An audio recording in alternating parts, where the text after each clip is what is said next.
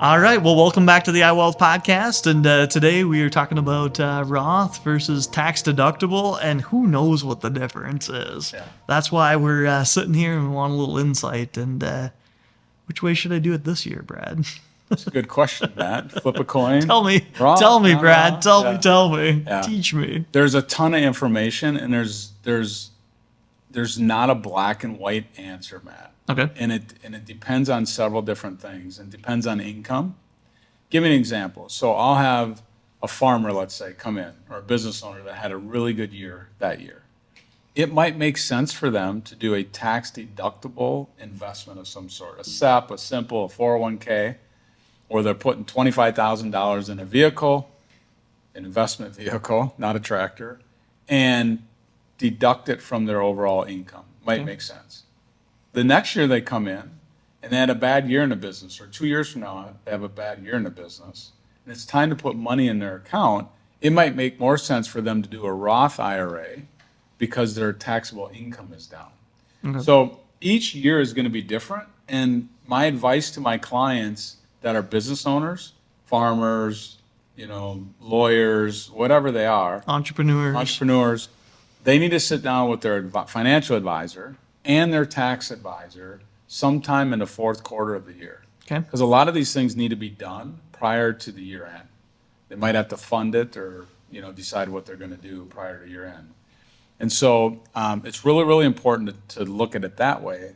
The second thing, though, is you have somebody that's just working for a corporation that has an opportunity to do a 401k. Yep. And they can do a tax deductible, or they can do a tax never bucket called the Roth 401k.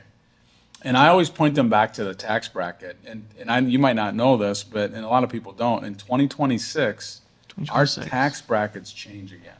Okay. Go back to what they were prior to the tax cut that we had. That's estate taxes, and that's individual income tax brackets. So I believe that we're probably in the lowest tax bracket that we'll ever be in our lives. Okay. If that's the case, if somehow we got to pay the debt that's out there and the national debt in the USA, Yep. they're going to have to raise taxes. Like, something's going to have to give. And if they have to raise taxes to pay for it, if that's part of the way to do it, Yep. people would argue just get economic growth and that'll pay for it. And I'm on that side of the fence too. But if we're in the lowest tax bracket ever, even if you're in a 25% or 30% tax bracket today, Yep. it might make sense to do a Roth 401k. Okay. Because down the road, you might be in a 40, 50, 60% tax bracket. Did you know we used to have 80% taxes? There was a bracket that was that high. Really? So historically speaking, we're in a really, really low period of taxes right now. And so taking a look at Roth IRAs makes a lot of sense. And then the tax law change that we had last year, this Secure Act 2.0, all the rules aren't out yet. They're still going through this Bible that they wrote.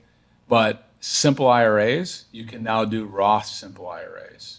Okay. SEPs, I believe you'll be able to do like a Roth SEP, and we don't know exactly how that's going to work yet. But there's going to be some information out fourth quarter this year, kind of on how all these insurance companies and investment companies are trying to get their head around the Secure Act 2.0 and how they're going to manage it.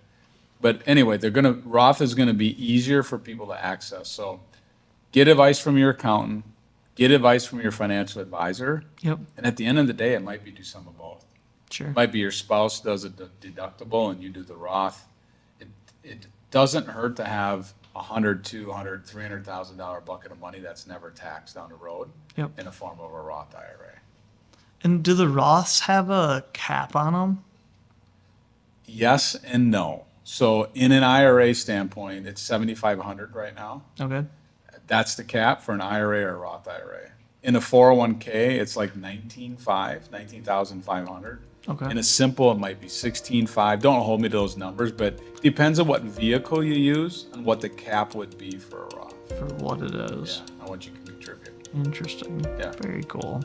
All right. Well, hopefully you guys have a little more insight on this type of situation, and we'll see you back here next time. All right.